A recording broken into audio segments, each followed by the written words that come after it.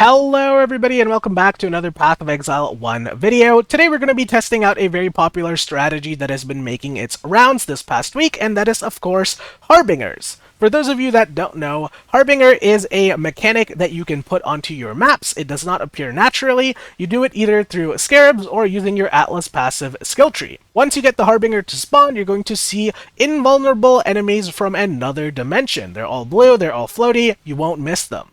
In order to kill them, you have to destroy the minions that they spawn. The minions spawn in waves, so there is a minimum requirement of time spent to do this mechanic. Alright, if you have a mirror tier build, you're not just going to walk into the map and one-shot all the Harbingers and get your loot.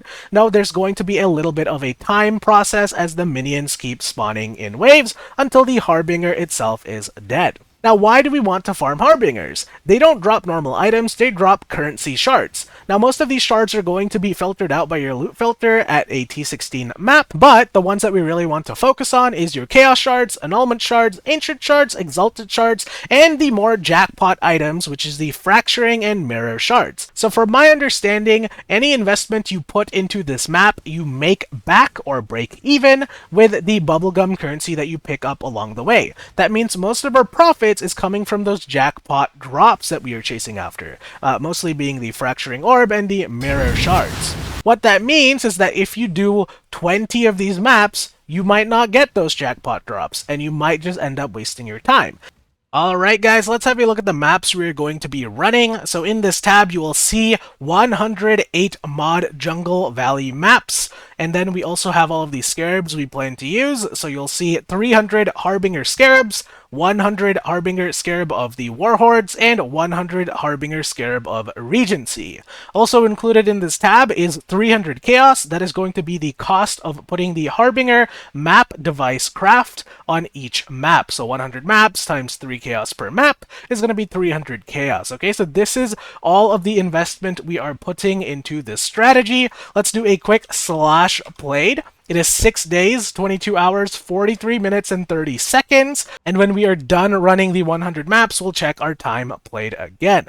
Everything I find from the strategy is going to go into Quad Tab 3. You'll see here that if I right-click it, it'll have the currency affinity set to it. So none of the stuff is going to go into my regular currency tab. All of it will be stored in Quad Tab 3.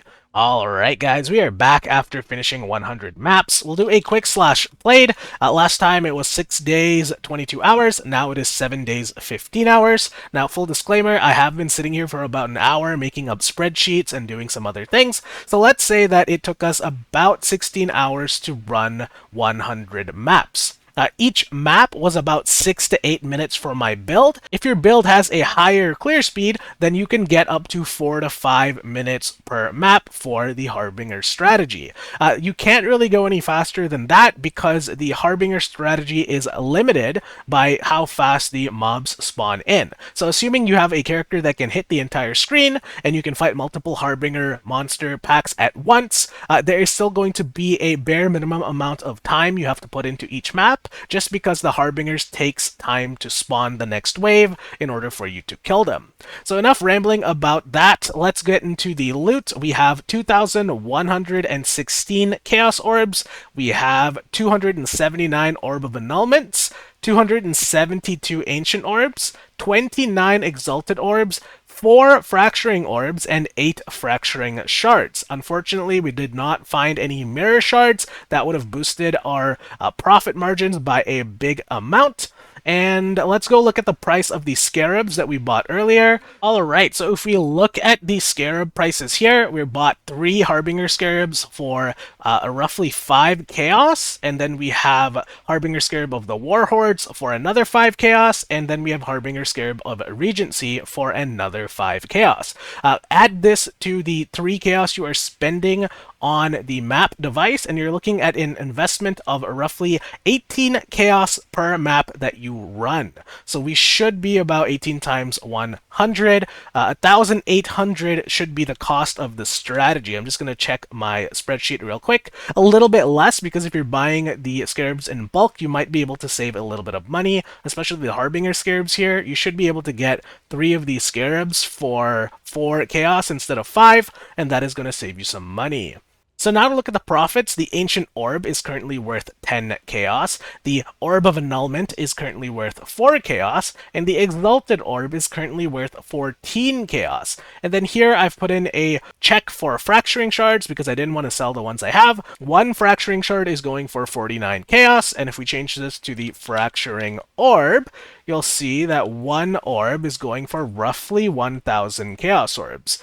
The buy-sell offer here is a little bit skewed, so we're just going to average the two, and you get something like 1,000. So let's go to the spreadsheets for a more empirical analysis of the results. On the left side, we have all of the different currency orbs that we have been farming, and on the right side, we have the investment that we had to put into the strategy. So this is going to be your scarabs and the currency we spent on the map crafting device. You'll see here that our total revenue is 10,718 chaos orbs, and our total cost was 1,675 chaos orbs.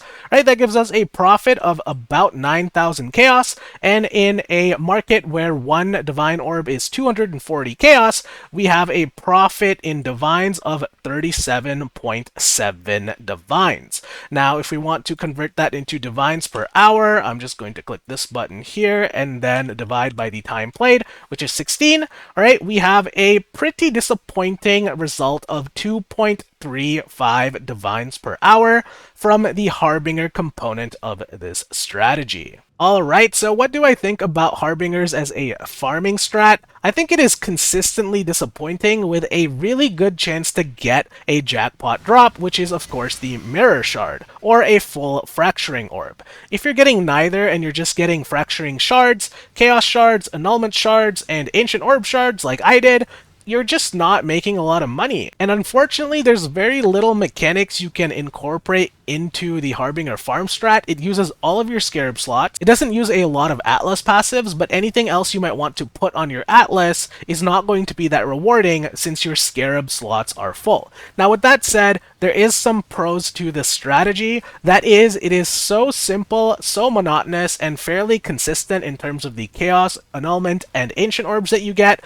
that you can do this as a second monitor strategy. Maybe you're watching a movie, maybe you're watching a TV show, watching a stream, talking with friends. You can literally turn your brain off and just grind out the strat because it is that simple and it is consistent enough that you will always break even on your investment when doing Harbingers. Unfortunately for me, I like engaging strategies, and Harbingers was the equivalent of picking up pennies, nickels, and dimes while watching paint dry. Combine that with the fact that my build is unable to hit the entire screen at one time. You'll see here we're playing Blade Storm, alright, or any small area melee build is only going to be able to hit maybe 1/3 or half of the screen at a time. That makes for a very inefficient strategy for my build specifically. So that might also be affecting why I feel a little bit more negative about this. Alright, the last thing I want to talk about is the Atlas tree for the strategy. The reason I've left this to the final section of the video is because there is already a fantastic guide on how to set up Harbingers. I am, of course, talking about the How I Farmed a Mageblood in 24 Hours video by Arrow. That video covers exactly how you should set your Atlas up, and it even goes above and beyond in telling you what kind of strategies you can complement Harbingers with. We can do mining byproducts for Azurite. That's going to improve the amount of currency you get while doing this strat. And then you can also invest into blue altars. You don't actually have to click them. It's just going to give you the invitations as you blast those maps. I couldn't do it because I had performance issues with Harbinger, so putting altars and ground effects onto the map just had me crashing, so I kind of turned that off. So I'll link that video in the description. And with that said, we are now at the end of this video. Harbingers, yay or nay, great or bait, based or cringe. It's just simply not for me. I would much rather spend my time doing anything else in this game, and I think this is the first and last time I'm doing Harbingers, and I don't think finding a Mirror Shard would have changed my opinion. It just isn't likely. Anyway guys, thank you for watching. Like it if you liked it, subscribe for more Path of Exile 1 content. I'll see you soon with a new video. Bye!